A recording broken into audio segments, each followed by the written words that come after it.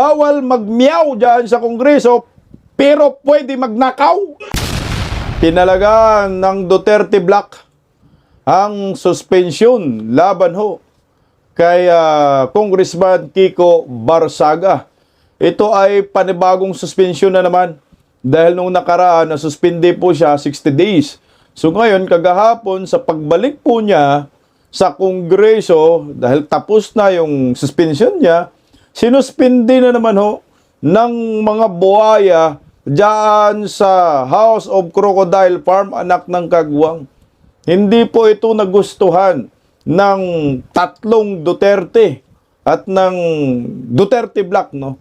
Kasama po diyan si Kung Ungab. Kinontra po ang naturang desisyon ng mga kongresista na patawan muli ng panibagong suspensyon si Kiko Barzaga.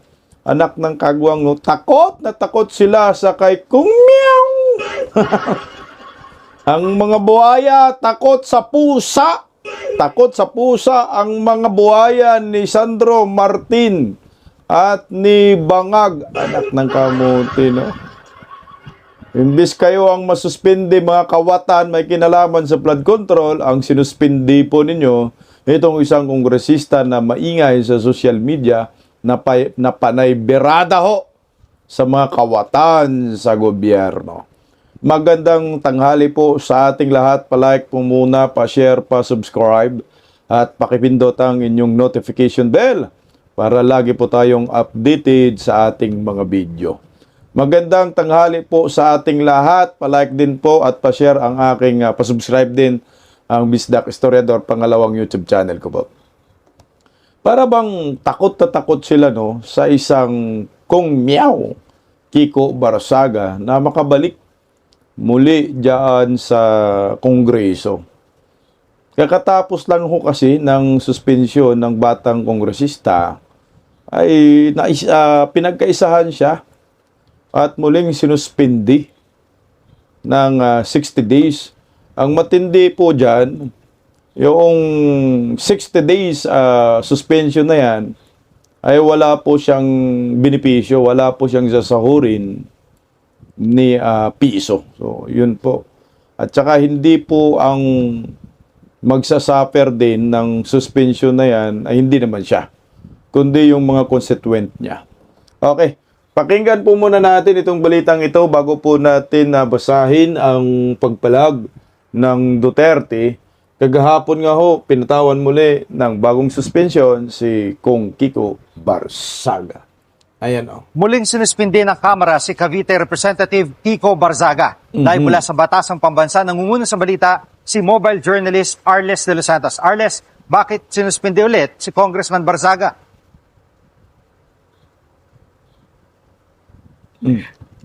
Jiggy, alam mo sa botong 238 affirmative votes, 10 against at 0 abstention, ay panibagong 60-day suspension nga ang ipinataw kay Cavite 4th District Representative Francisco Kiko Barzaga. Bunsod yan ng umano'y repeated escalating misconduct nito na nakadurungis daw sa imahe at reputasyon ng Kamara, no, patungkol lalo habang siya ay suspendido mula December 1, 2025 hanggang January 30, 2026. Ayon kay House Ethics Committee Chairperson J.C. Abalos, imbis daw na magtino o mag-ayos si Barzaga dahil sa seryosong parusa na ipinataw sa kanya ay kabaligtaran pa raw ang ginawa o nangyari rito. Gaya na lamang ng pag-post ito sa kanyang social media kung saan tahasang sinabi nito na hindi siya dadalo sa anumang pagpapatawag o pagpupulong ng House Ethics Committee kaugnay nga ng isinasagawang pagpupulong at suspensyon sa kanya, no, at maaari raw siyang sipain sa pwesto kung nanaisin ng Kamara. Gayon din ang mga alegasyon nito kay yumaong Representative Romeo Acop na kung saan iniugnay naman ito ni Barzaga si Acop sa flood control corruption scandal. Alam daw ni Barzaga yung bigat ng parusa na ipinataw sa kanya pero tila hindi raw nito kinikilala yung seryoso na hakbang na ginawa ng Kamara laban sa kanya. Matatandaan din na Jiggy na nag-ugat itong suspension kay Barzaga ng maghain ng ethics complaint si House Deputy Speaker at Antipolo Representative Ronaldo Puno at iba pa niyang dating kasama sa National Unity Party of NUP patungkol doon nga sa mga malalaswa umano na post ni Barzaga sa kanyang social media accounts na sinundan naman ng cyber libel complaint, matapos sabihin ni Barzaga na tumanggap daw ang mga kasapi ng NUP ng suhol mula sa isang negosyante para masiguro ang suporta kay dating House Speaker Martin Romualdez. Stop muna tayo doon. Doon lang po muna ako sa doon sa sinabi na kay Kung Akop daw, no, may kinalaman si Kung Akop sa flood control. Alam nyo kayong mga kongresista, masyado naman kayong halata. Ba't kayo nagagalit doon? Itotoo naman kasi. Tignan nyo po yung allocables ni Kung Akop, napakalaki. Ilang bilyon ba yon? Yung allocables niya, 3 bilyon. Hindi lang siguro 3 bilyon yung allocables ni Kung Akop eh. Diyan ang gagaling yung flood control eh. At saka lahat ng mga kongresista nakakampi kay Tambaluslos. Merong mga allocables, di ba, sa Cabral Files? May mga flood control kayo. Huwag nyo pong itanggihan. Nasaktan kayo dahil itong si Barzaga, Kiko, ay matapang. At siniwalat ang lahat. Walang preno ba? Kasi wala naman siyang kinalaman sa flood control. Kaya siya nag-iingay. So, ang masaklap niyan, kinukontra ng mga buhaya dahil tinatamaan kayo, takot kayo kay Kiko Barzaga. Tuloy. Jiggy. At Arles, bago itong kanyang second suspension, ay nakatungtong na ba dyan sa Congress si Barzaga at meron na ba siyang pahayag? Meron na ba siyang pahayag dito sa panibago suspension? Jiggy, alam mo kanina dumating dito si Barzaga, no? Nakipagkamay siya sa mga kapwa mambabatas, nakangiti at bitbit ang kanyang maliit na suitcase, no? At tila nga hindi alintana yung nang mangyayari na pagpapataw ng bagong suspension sa kanya, no? Narinig niya kung ano nga ba yung naging basehan ng panibagong suspension laban sa kanya. Hindi siya umaayon dito pero hindi na natin naabutan kung nagkaroon siya ng pagkakataon na magpahayag ng kanyang posisyon dito, no? Pero kaninang umaga ipinahayag ni Davao First District Representative Paulo Duterte na hindi raw naaayon sa batas, no, at sa umiiral na mga utos itong pagsuspend kay Representative Kiko Barzaga. Samantalang isa pa na nag-oppose dito nga sa suspension ni Barzaga, si Representative Paulo Marcoleta, kung saan sinabi na hindi daw si Barzaga yung kalaban dito o yung maaapektuhan, kundi yung mga kasama nito sa distrito, yung mga mamamayan ng Cavite 4th District Representative, at pahagi daw ng karapatan nito ni Barzaga na magpahayag ng kanyang saloobin sa kanyang social media post. Jiggy. Mukhang yung, di ba pumasok si Kung Pulong dyan sa session, ang purpose talaga niyan ay suportahan, no, kontrahin ang suspensyon laban kay Kiko Barzaga. Believe din po ako dito sa kay Kung Pulong, talagang ipinakita niya yung kanyang pagsuporta kay Kiko at pagkontra dito sa suspension ng Kamara. Bago po natin pag-usapan yan, alam mo, sa akin lang, kayong mga kongresista, mga kawatan talaga kayo, except dito sa Duterte Black at kay Kiko Barzaga, Leandro Libesti. Ba't kayo galit na galit kay Kiko Barzaga? Sinuspindi ninyo. Ibig sabihin nito, bawal magmiyaw dyan sa Kongreso, pero pwede magnakaw. Anak ng kagwangong. Bakit yung mga kasama ninyo, hindi nyo sinuspindi yung mga magnanakaw? Pero itong si Kiko Barzaga, miyaw lang naman ang miyaw. Sinuspindi ninyo. Nililimas yung kaba ng bayan, ang mga kasamahan ninyo, ang laya ng mga buhaya. Takot itong mga buhaya ni Sandro. O ito po, meron pong statement si Kiko Barzaga, pero bago po natin ibigay yung statement, yung kanyang pagkontra, ito po yung mga ganap, no? Pumasok po dyan. Bago po masuspindi, kakapasok lang niya, no, Kiko, yan o, muli. Pasok niya dyan, umupo siya sa kanyang upuan. Ayan o. Nakipagkwentuhan, ayan. Si Puno yata yan, ha? Si Puno ba yan? Yan nga, o. Nagkipag-uusap pa siya dyan. Kay Puno. Pero, putsang na, pinagplanuhan na pala siya dyan. Ayan, o. Nagkwentuhan pa sila ni Puno. Plastikan lang to. Libana, Mm. Lopez, Nakipagtsikahan pa nga si Kiko, oh. Ayan, oh. Loyola, Bago po siya Luisio, sinuspende. So narito po yung yung sino po yung nagpasuspindi sa kanya. Itong si Abalos, kasi si Abalos, matatandaan po natin,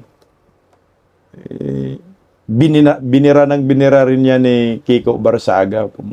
Pamangkin yata yan, o anak ni Binhor Abalos.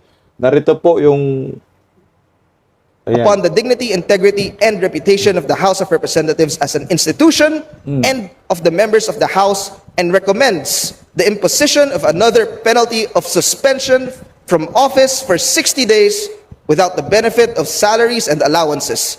The imposition of the penalty carries with it a stern warning that a repetition of another misconduct would warrant a more severe disciplinary action, including expulsion from office. Maraming salamat, Madam Speaker. There's a motion to adopt the findings and recommendations. Tingnan mo ang tindi ni Abalos, nakakasira daw sa integridad ng institusyon. Si Kung Miao. Ang tanga naman ninyo. Si Kung Miao pa yung nakakasira sa institusyon ng mga kongreso. Kayo yun, mga buhaya, yung mga magnanakaw. Hindi naman magnanakaw si Kiko Barsaga, mabuka lang talaga. Dahil sa pangyayaring korupsyon. Kayo nga, hindi naman kayo galit sa korupsyon eh. Meron bang kayong mga post na galit kayo sa mga korakot? Wala. Si Kung Miao lang ang matapang. Kaya kung meron mang nakasira ngayon, yung mga kawatan na mga buhaya dyan, hindi si Kiko Barsaga. Ayan. Contained in the committee report number 102. Is there any objection? The chair hears none. The motion is approved. The Secretary General is hereby directed to call the roll of members for nominal voting. 238 members voting in affirmative, 10 against, 9 abstentions. The findings and recommendations contained in the committee report number 102 are hereby adopted.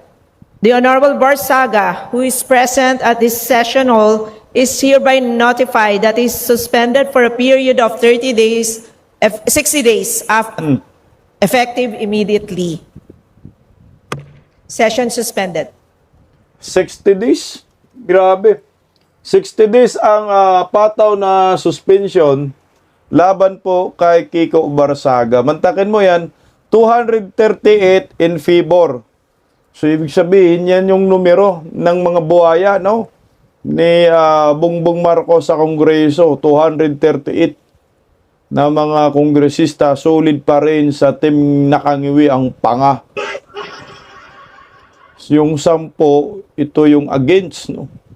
9 yung abstain. So, yung 10, yung Duterte Black, 4 agad yun. 3 Duterte, 1 ungab, no? I think si si Marcolita kasama din diyan. 5. Tapos yung isa, yung San Fernando, 6. So, medyo manipis nga yung bilang natin sa Kongreso.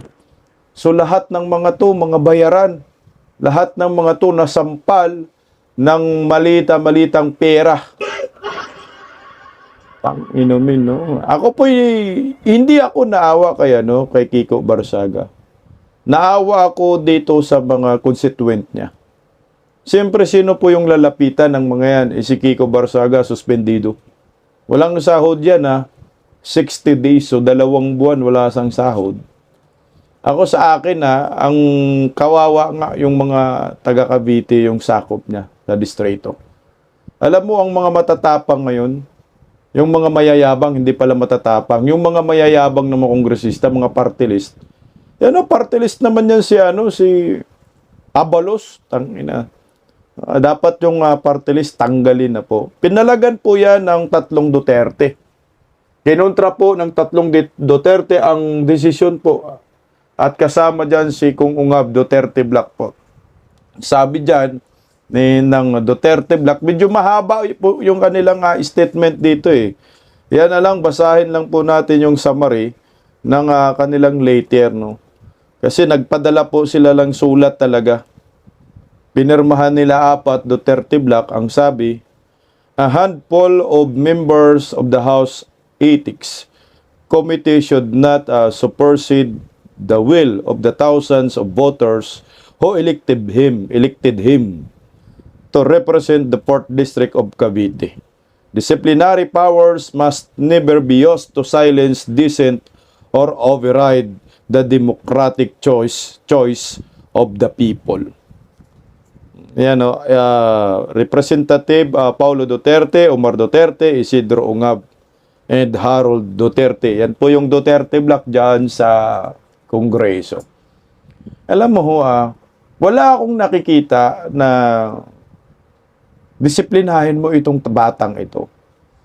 Ang mga paratang po nila, lalo na po yung sabi na yung hubot-hubad na larawan, college time pa yun ni Kiko Barsaga.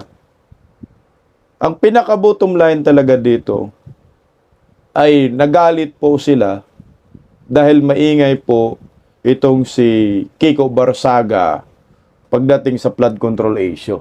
Pero pakinggan lang muna natin muli, balita ito, dagdag lang para sa ng Team Duterte. Saan ba yun? Ito po. Muling sinuspindi ng Ay, sorry, Kamara si hindi, Cavite hindi. Representative Anak ng gagawin. Nasaan ba yun? Ay, wala. Okay, sige. Ay, ito pala ito. Pakinggan lang natin ng konti. My fellow citizens, I will return to Congress on Monday. After 2 months of suspension, I will finally return to push for important legislations that will benefit the Filipino people. Firstly, the VAT abolition bill, which seeks to remove any and all forms of value-added taxation in our transactions, bringing more financial freedom to the average Filipino citizen and providing relief in response to the rapidly increasing prices of goods. Secondly, absolute divorce for victims of abuse, which seeks to grant freedom to those shackled in abusive marriages and an opportunity for victims to once again build a stable family where they may find comfort and happiness. Third, the travel disclosure bill, which will mandate elected officials in the House of Representatives to publicly disclose their foreign travels so that situations involving corrupt officials leaving the country to escape justice will not be repeated. And lastly, adjustments to our national minimum wage and provincial rates.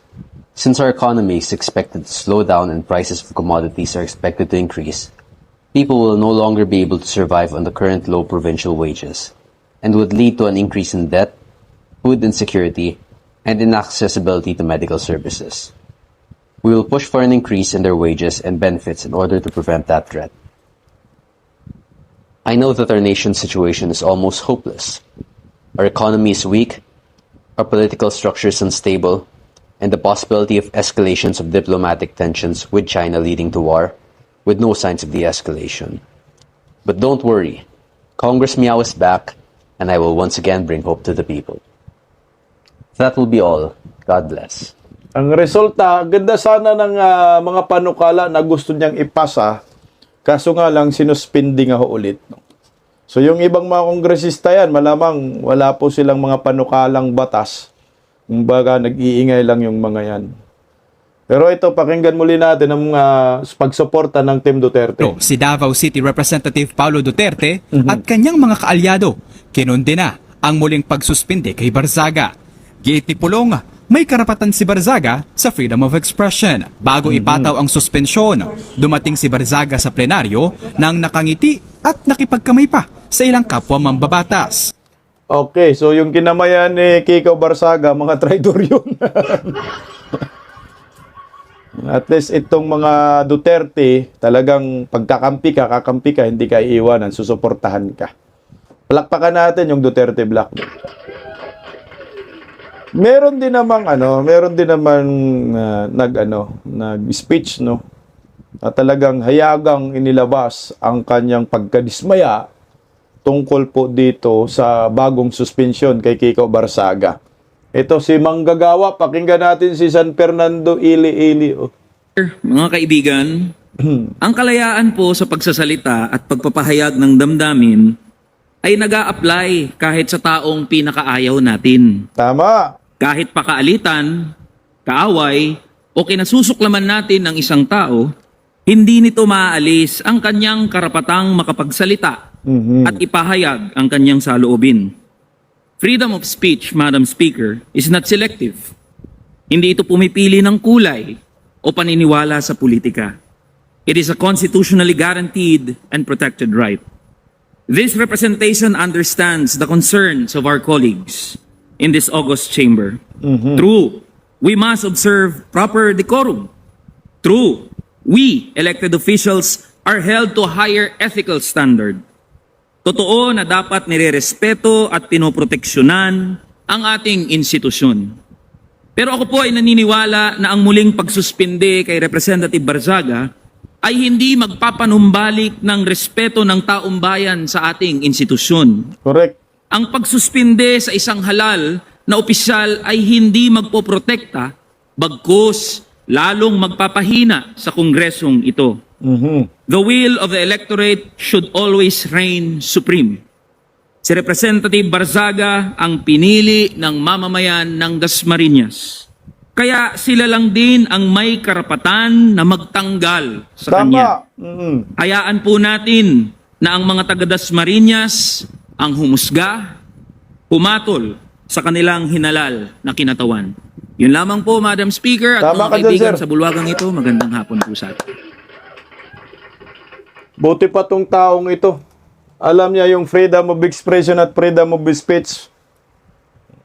Pero yung mga buhaya dyan sa Kongreso, anak ng kamuti, masyadong balat sibuyas eh. No? Hindi naman sila nakatulong sa ating bansa, bagkos mga takot kontrahin itong mga buhaya dyan sa Kongreso. Naglabas na po ng payag itong si Kiko Barzaga. Pero bago po natin pag-usapan, pakinggan po muna natin kasi sinagot ito ni Kiko Barzaga eh. Si Dingbak Shakwin. Naawa daw siya sa kay Kiko Barzaga. Oh, pero binanatan siya ni Kiko dito. Pakinggan natin si Dingbak Shakwin bago si Kung Kiko Barzaga. I voted yes, but with a heavy heart, because I have tried several times with extreme patience helping the son of our former colleague, Congressman P.D. Barzaga. Because as a mother, and as a member of this august body, I felt before that there was hope in making him understand that disorderly behavior and conduct has no place in governance. Because his acts is already tantamount to expulsion. Ang totoo niyan, marami lang sa atin ang naaawa sa kanya. At marami ang naririnig kong nagsasabing, nakakahiya. But Madam Speaker, distinguished colleagues, hindi hiya ang nararamdaman ko. Ang nararamdaman ko ay awa. Bilang isang doktor, Awa daw. No, ito, hanggang doon lang tayo kasi yan ang gusto kong kunin. Awa daw ang kanyang naramdaman kay Kung Kiko Barzaga. Awa. Patay ka diha kasi hindi naman yan ang nakikita ni Kung Kiko Barzaga. Sinagot po siya, drama-drama ka rin. Sinagot po siya ni Kung Kiko Barzaga dyan. Huwag ka daw maawa sa akin, maawa ka sa biktima ng mga dingbak siya. Ito po yung statement naman, sagot ni Kung Kiko Barzaga sa ginawa ho sa kanyang panibagong suspension. Alam mo si Kiko, napakatalino, believe ako. Ito, pakinggan natin. Some cite, Congressman Avalos cited some grounds sa Yes. yung allegation kay Representative Ako and then from recent na sideline and case na pinayan kay Representative Ako. But least for you, do you stand on any of the allegations and social media posts that you did? Stand on. Well, regarding the cyber libel case versus Puno, I believe I'll be filing my counter affidavit by second or third week of February. And yes, well, what's exactly the question? Kay Representative Ako na may connection sa flood control scandal and Sir, ano na, sagutin ko na lang, sir. Do you regret anything that you said about Congressman Ako If I and would- your colleagues in general, given the additional suspension? If I would ultimately regret it, then I would not have stated it in the first place. Every and all congressmen must be investigated for their involvement, since it does not only implicate one congressman, but rather the House as a whole. So therefore, the flood control applies to every congressman that was present during the time the budget was made. So you don't regret it, Kong? No regrets? I wouldn't have done it if I would have regretted it either way. Well, Wala kayo Walang pinagsisihan si Kung Kiko Barsaga dyan. Alam mo, itong si Kung Akop kasi talaga, dumidikit kasi yan kay Martin Romualdez at sa Marcos. Nung una po, medyo okay naman si Akop. Pero nung nakita po natin yung kabastusan ni Kung Akop kay Tatay Digong, kay Inday Sara, at siya po ay nabawian ng buhay, talagang hindi lang naman si Kung Kiko Barsaga ang nangbabash dyan. Kasi nga, ang sabi nga ho kasi ni Cara David, mamatay na mga kurakot, kamalas lang ni Akop. Dahil namatay siya after mag-wish ni Cara David. Kaya nga ho, yung mga namamatay na mga kongresista ngayon, mga politiko, nababash. Ayan na, natupad na naman ang wish ni Cara David. Di ba, nung nakaraan, si Buying, kamuntika na, kasi na ospital. Tapos, si Bungit, namayat. Oh. Yun yung pinagmulan yan. Talagang mababash ka kasi yung bashing kay Akop, namatay na nga matindi. So yung kanyang pamilya nagsasaper dun sa bashing na yan. Pero believe din ako kay Kiko Barsaga dahil nanindigan siya sa kanyang mga sinasabi at hindi siya nagsisisi. Tama rin naman, kailangan kasi natin ng mga politician, mga politiko, lalo na kongresista ngayon, nakaramihan mga buhaya, mantakin mo 200 plus, no? 230 plus. 238, makakampi ni Bangag. So, puro pala yung mga Bangag supporters. No? Nag-iisa at bubukod tangi si Kiko Barsaga ang maingay. Kasi sila ni Kung Pulong Duterte, maingay din naman siya. Sila ni Paulo Marcolita, maingay din sila. Ito yung mga kongresista na aasahan natin. Imbes na kayo ay magiging balat sibuyas, ipakita nyo na lang na wala kayong kinalaman sa flood control. Ipa-audit nyo kaya yung mga allocables ninyo kung saan napunta yan, kung totoo ba, may proyekto, kung may proyekto, standards ba, o talagang ghost projects. Ako sa akin, bilib ako dito kay Kiko Barsaga, kahit papaano, tumatayo siya. Hindi niya inalintala ang kung ano ang mangyayari sa kanya. At pag tiningnan po natin, consistent naman si Kiko Barsaga, hindi siya nagsisisi. Tuloy natin, no? At ano yung gagawin nyo sa 60 days na suspension? Sa sama ng loob, it's mixed because, well, ultimately, this is still pushing the issue away from the flood control, which is what we should prioritize first, and also the rampant corruption that we see within the government right now. And no matter how you change the way the budget is being allocated, if a percentage of the budget is still being stolen, then you cannot expect our economy or our nation to prosper. Kanino Okay. gusto nyo sana magsalita? Sama ng loob, putang ina, sino ba hindi sasama ng loob? Sinuspindi ka uli? Yung mga flood control issue, pinagtatakpan, yung mga kawatan, sama loob talaga. Tuloy ko. Sa plenary, ano po sana yung sasabihin? I would have stated, would you like me to make my speech now? Kasi or, medyo hindi mahaba yun kasi hindi mahaba kasi 3 minutes lang naman yung maximum na binibigay sa mga Tinatanong si Kung Kiko Barsaga kung ano sana yung speech niya. Gusto niya mag-speech ako dito. Ayaw ng mga media. Mag-speechin nyo na lang. O gusto nyo. O ito. Leo. gusto mag-explain on their votes, and there was only around 6 or 7 people who explained their vote.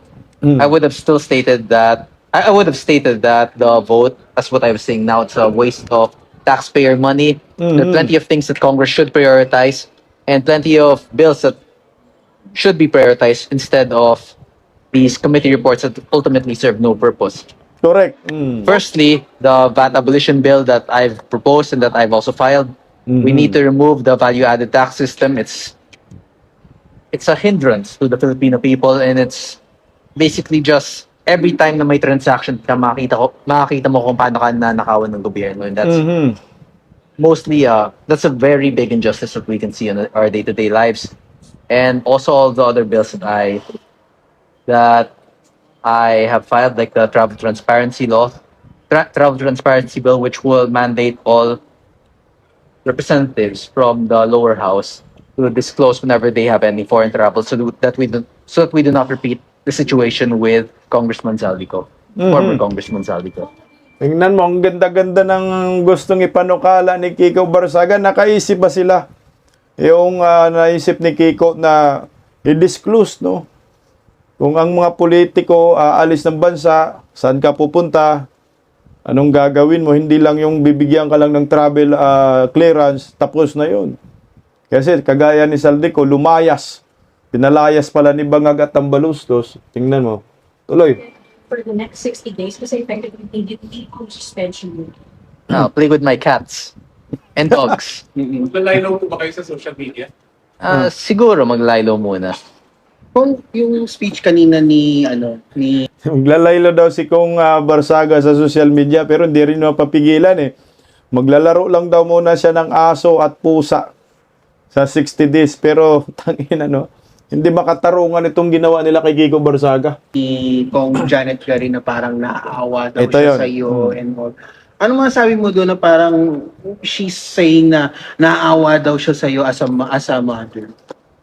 I mean, it's very dramatic. Actually, mas mabuti kung maawa siya doon sa mga naapektuhan ng Dingbaksya because that's actually the mothers there face far more than whatever I'm facing now, because losing 2 months in Congress or even losing my position, facing suspension or expulsion, these are very small compared to the problems that the average Filipino citizen face. Correct. And me, I can afford to lose my job here in Congress, but the average Filipino citizen, especially now when we're facing severe economic instability with plenty of issues regarding foreign investments and also with our current diplomatic issue involving China and their possible trade, the possible problems involving our trade with China, if this diplomatic issue should escalate, it's going to be very hard for the average Filipino citizen. And I think that we should be more focused on putting our emotions should be more focused for them rather than people in Congress, because everyone here in Congress, we already have well-built lives. We can survive and we can survive any of these types of issues, but the average Filipino citizen, those are the ones who are worthy of our pity. Yes. Meron po daw ilang beses na hindi kayo umattend sa House Ethics Committee. Bago riyan gusto ko yung sagot ni Kiko Barsaga tungkol kay Garin. Sabi, drama si Garin. Awa daw eh. Anong sagot ni Kiko? Very dramatic. Dapat mas maawa ka doon sa biktima ng Dingbaksya na pinag-injeksyonan niya na namamatay. Tayo na Garin hindi ka umubra kay Kiko Barsaga. Hindi nakakahiya, di ba? Boom! Panut! Ito yung mga politiko na maraming tinatago, nakababalaghan. Aram naman natin yan. Ako yung Dingbaksya na yan. Hindi pa ako nag-YouTube nasundan ko yan Kami ni Nigel De Misa, ako nagko-cover ng mga event nila sa Dingbaksya, mga rally nila, nandun ako, kino-cover ko. Hindi pa ako nag-YouTube, sa Facebook pa po ako. Talagang makikita mo yung mga iyak ng mga nanay dahil sa anak nila na namatay sa Dingbaksya na kagagawa ni Garin. Tuloy natin kung Kiko Barsaga. Yes. Meron po daw ilang beses na hindi kayo umattend sa House Ethics Committee meeting. What were you doing and why were you not present at all? And then you posted that they can expel Well, ultimately, it would have been the same result whether or not I attended in the House Ethics Committee. It's a very, I wouldn't say biased, but it's very one-sided there. So it's not similar to a court where, firstly, the media would be allowed to see how the process being made, but rather, it's it's forbidden for media entry, and secondly, they do not follow the same court process, as we can see that the chairman himself, Chairman Abalos of the Ethics Committee, is not a lawyer or not. There are very few similarities. There are very paano ba yung tamang wording to? I cannot expect a proper proper hearing. Oh, tama yun, proper hearing or an unbiased or an impartial hearing in the ethics committee. So it would have been inconsequential whether or not I attended. Malinaw po kasi question din po yan nila ni Puno eh. Bakit daw hindi si Kiko Barzaga nag-attend ng committee hearing? Ethics committee hearing kasi nga rin naman anak ng kagwang, bakit ako pupunta dyan? Kangaroo court pala yan eh. Bias, no? Pinagkakaisahan lang naman si Kiko, sim lang din naman ang magiging resulta dyan. Mas maganda, wag na lang umatin, hindi pa sasakit ang ulo niya. Tama rin naman eh. Bakit pupunta ka dun sa committee hearing kung lahat ng mga yan ay bias naman at para kang talagang gigisahin ka at iisipin ikaw ay kriminal. Tama lang din eh. Careful na po ba kayo sa inyong mga posts moving forward? Mas magiging careful na kayo sa inyong mga posts moving forward? Well, that's still, you can't really rely on a politician's promises, but we'll see in my next actions for the next 2 months. Sir, how about something that you need to reflect during suspension as said by Ref. Garin? Reflect by, what do you mean exactly? She said that you need to reflect during suspension reform. Reform? Well, that depends. I make no promises and I only act based on actions. So you cannot really trust a congressman if he says he will reform and then change the next day. We'll have to wait for the next 2 months for that. Bakit si Kiko Barzaga ang mag-reflect? Dapat kayong mga buhaya kayo. Kasi si Kiko Barzaga hindi naman nagnakaw yan eh. Hindi naman nag-flood control yan. Kayong mga buhaya, mag-reflect kayo, magkaroon kayo ng reflection kung paano po ninyo isauli yung pirang pinagnanakaw ninyo, mga inayupak. Wala, just casual conversation, the weather, everything. Cordial ba? Cordial ba yung usapan ninyo? No hard feelings with Kong DS Puno? Oh, I'm friendly with everyone.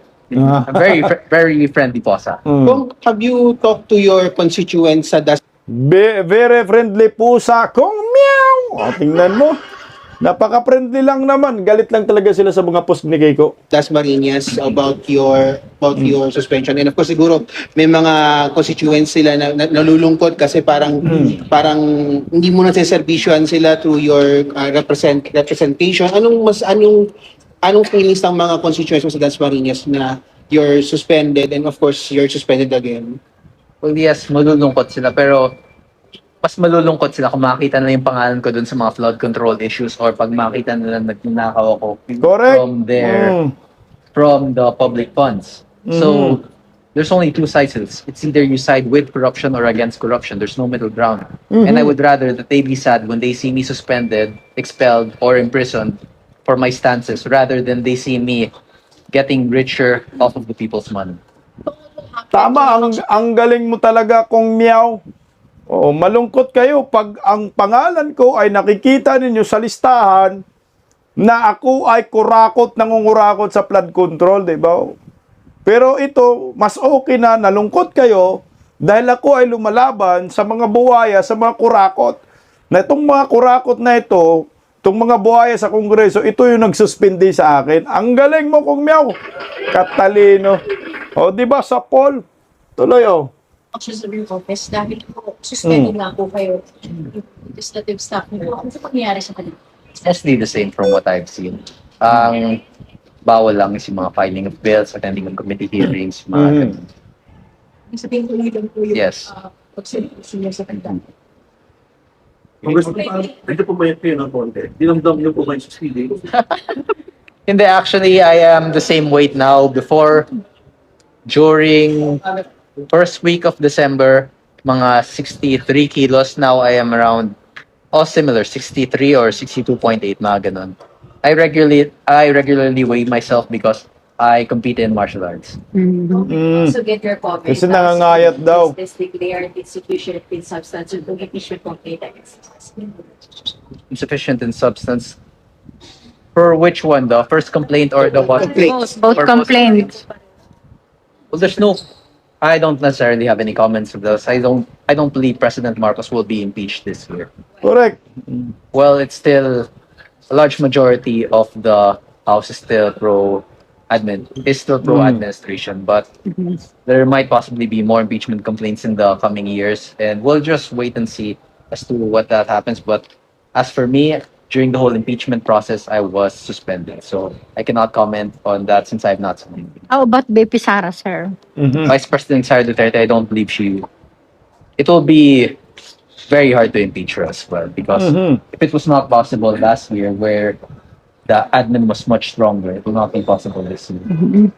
Because the situation now is worse for those planning to impeach her than the situation last year. And right now we also have to secure not just the votes in Congress, but also the votes in the new Senate after the 2025 elections, in which Vice President Sara Duterte has won.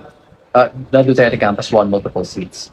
Okay. So unless there's a radical shift in the Senate, I don't believe that even if it passed through the House, it would succeed in the Senate. Actually, po si Duterte's.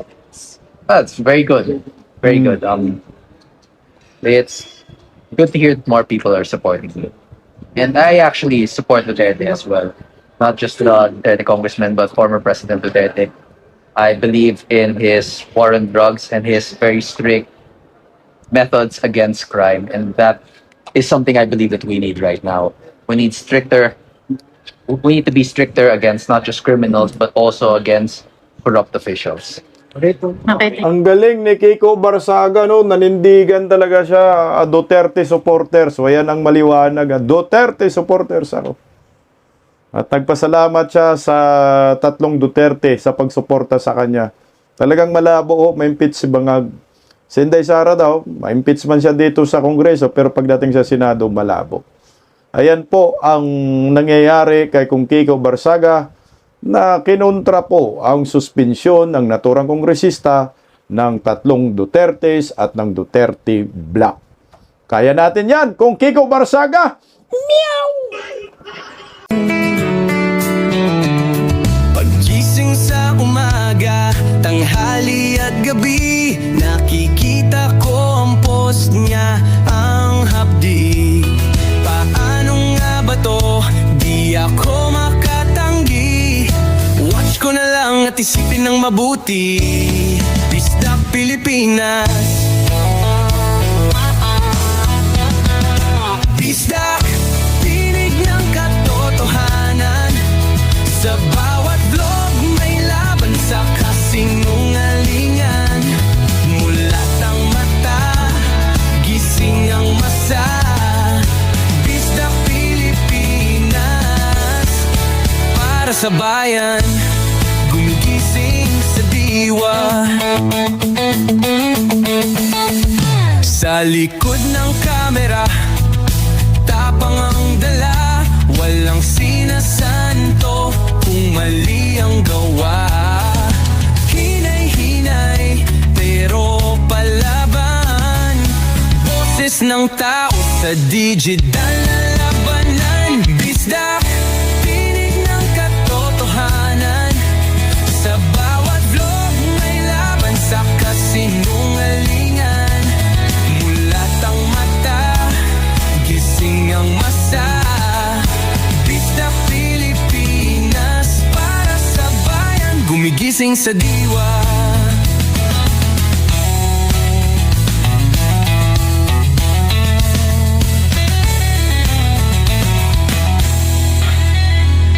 Hindi artista, hindi politiko, pero ang katotohanan, sigaw niya ay buo.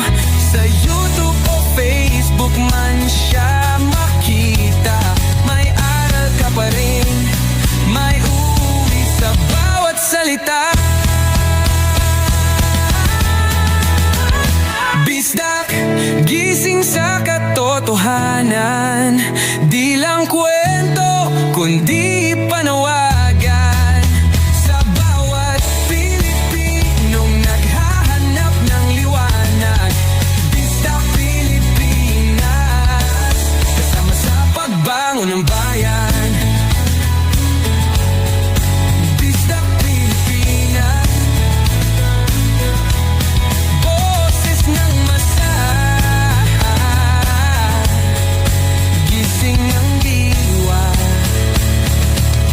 vlog mo may pag-asa.